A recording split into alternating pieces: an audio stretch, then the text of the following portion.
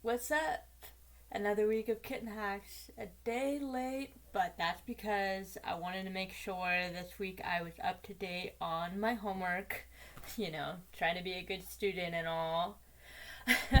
But so I also wanted to go over this stuff with you guys, the stuff that mm, wasn't just the stuff that I had learned personally already in high school about just basic history of computers and how it works and stuff like that. So the first week has been really easy for me.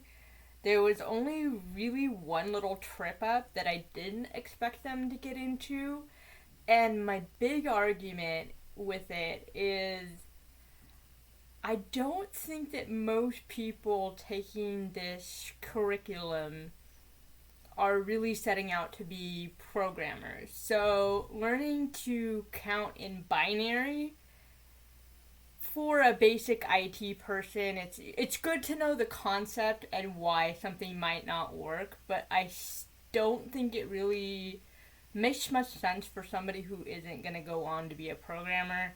But nonetheless, I think that for the most part, this course is pretty easy. And I think it's a really great way for employers to really see that you know IT enough to employ you. And so I think it's worth the money, but I do kind of think that I want to go over a couple things. Well, obviously, counting in binary and how that works, but also they kind of glossed over a few things.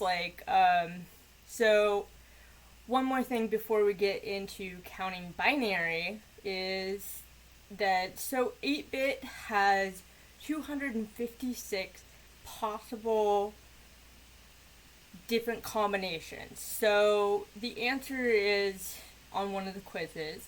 I'm going to give it to you. 256 is how many ways that you can do that different variation. However, that it was turned out to be a trick question because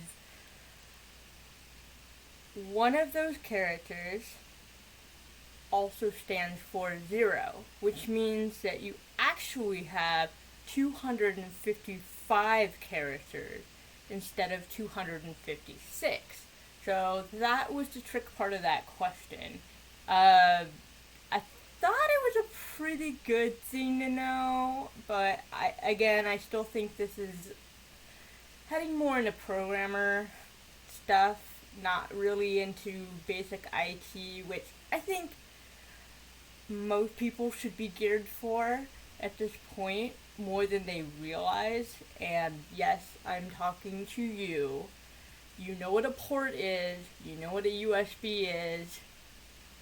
I promise you, you are so much more equipped for this day and IT certification than you realize. So, the only thing that was a little bit trippy about this was counting in binary. So, I don't have a little whiteboard, I just kind of did it on paper. But let's get into this. So, on or off is basically the concept of binary, if you hadn't gathered that already.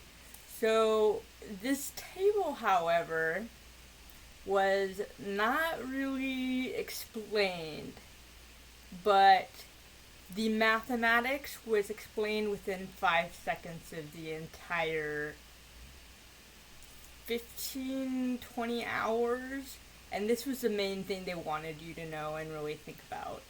So I kind of figured it out. It wasn't too hard, but as I've already done all this stuff, so I didn't want to assume that it was super obvious for you guys. And I thought it was, I didn't immediately get it. I had to like go through the quizzes, get it wrong a few times, and then understand the answer. So rather than getting 100% of the way through, yeah. So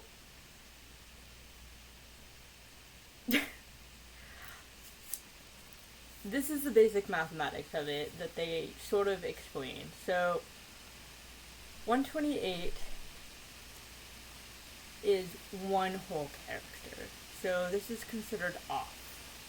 64 is considered on. 32 is considered on. 16 is off. 8 is on. 4 is off. 2 is off. And 1 is off. So, a very simple mathematic equation is the end result of this. So, you could do that on your calculators. It's 104. And that's the answer to that particular question.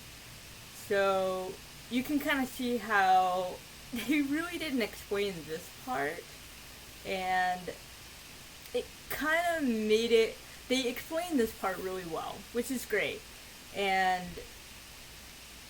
I don't know, I just feel like if you're going to throw a mathematical question in there, you probably shouldn't make it a one-liner and hopes that people are listening enough and not hard of hearing like I am to catch it the first or second time around. So I honestly just had to go back and find that, and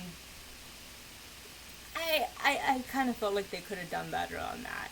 They did a great job in like telling good stories that really make you engage with the actual material and making it digestible, which I 1000% appreciate. But yeah, I kind of felt like the actual quiz part of it could have been a little more rehashed.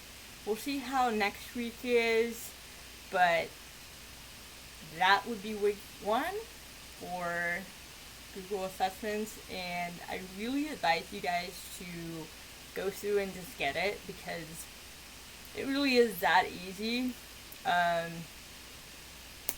But maybe I'm wrong.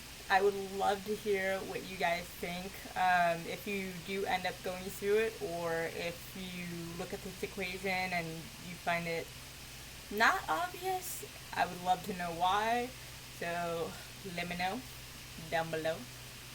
And have a good next week. So.